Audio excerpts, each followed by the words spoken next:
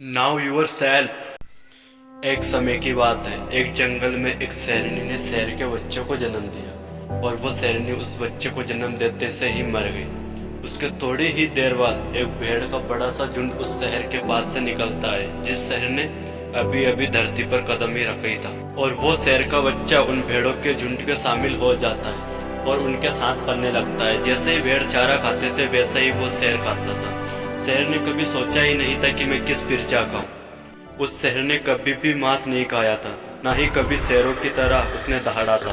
दोस्तों, ऐसे काफी समय निकल गया और वो शेर का बच्चा एक बड़ा यंग शहर बन जाता है और वो पूरे झुंड में एक अगल ही दिखाई देता है। दोस्तों, फिर भी वो शेर उसके अंदर की क्वालिटी को समझ नहीं पाता।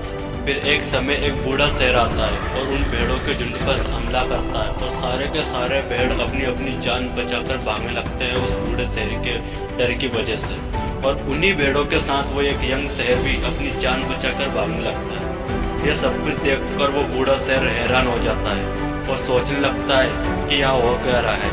वो भूल ही जाता है दोस्तों कि मैं किस काम के लिए आया था। और फिर वो बूढ़ा शहर उन भेड़ों का पीछा ना करते हुए उस यंग शहर के पीछे भागने लगता है। वो किसी भी हालत में उस यंग शहर को पकड़ लेता है। पकड़ने के बाद उससे बोलता है कि बेवकूफ तू भाग क्यों रहा है। और वो यंग शहर काफी डरा हुआ बोलता है कि मुझे जाने दो, मैं एक मामूली सा भेड़ हूँ।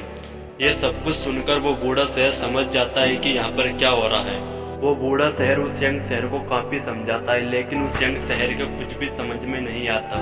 फिर वो बूढ़ा शहर उसे कैसे भी करके एक समुद्र के पास लेकर जाता है और समुद्र का पानी पूरी तरीका से समतल था और समुद्र के सामने जाकर ढकेल देता है और बोलता है उस शहर से कि देख तेरे फेस को और देख मेरे फेस को, देख तेरी बॉडी को और देख मेरी बॉडी को। तो दोस्तों, ये सब कुछ देखकर वो यंग शहर हैरान हो जाता है और वो यंग शहर उसकी ताकत और रियलिटी को समझ जाता है और वो एक सेकंड के लिए दहाड़ता है तो पूरा जंगल कांपने लगता है। और वो भेड़ जिन भेड़ों के साथ वो शहर रहता था वो भी उस दहाड़ की वजह से अपनी अपनी जान छोड़कर भागने लगते हैं। तो दोस्तों, इस वीडियो से यह समझ आता है कि आप भी अपने अंदर की आग को जगाओ और अपनी ताकत का इस्तेमाल करना सीखो दोस्तों।